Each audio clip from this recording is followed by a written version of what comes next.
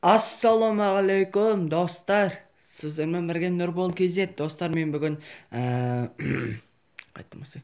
Ассалаумағалейкум достар, сіздермен бірге Нұрбол KZ. Достар, бүгін мен қайтып оралдым. Енді менде видео шығады. Сіз маған лайктарыңызды басамыз, арнаға тіркелеміз. Менде конкурс болады. 100 подписчикке дедім, бірақ 100 подписчик не болады деймін да.